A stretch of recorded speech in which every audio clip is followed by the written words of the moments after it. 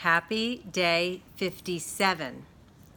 Have you ever visited a country where you didn't speak the language? You muffled through town, maybe try to use Google Translate today. 10 years ago, it would have been some sort of a handheld book to try to determine what it is people are saying.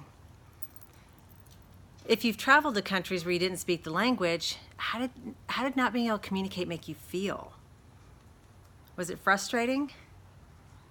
Did you work at it hard and then appreciate if you managed to figure out a few words?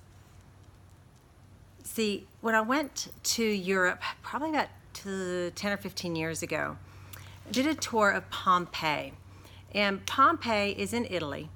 And of course, it's the ruins of Pompeii. The city's no longer a thriving, living city.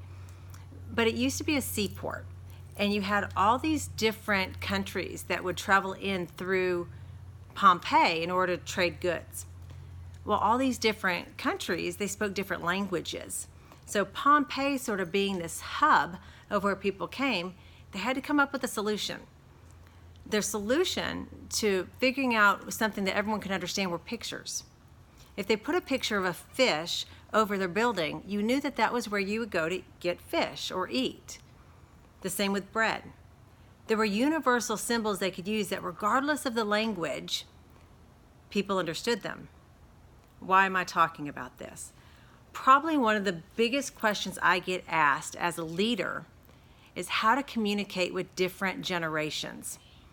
If you're a baby boomer or even possibly a Generation X, and you find that you struggle visiting or communicating with people on your team in their early 20s to late 20s, the reality is you're just not speaking the same language. Now, what do I mean? If you speak English, you speak English. I get it. But I found in my career, I never really struggled to communicate with any particular human being based on their generation or their age. And when I started to connect the dots as to why, is because as a leader, you want to hone in on the universal language of values. You see, if joy is their value, then that's what you want to speak into. That's what you want to connect with them on. Now, what the value is can have different definitions. Some weeks back, we talked about respect and being on time, and how being on time for some people is tied to the value of respect, but not everybody. So what are your people's values? Think about those that you struggle to have a conversation with, or you feel like you have nothing in common, maybe because of an age gap.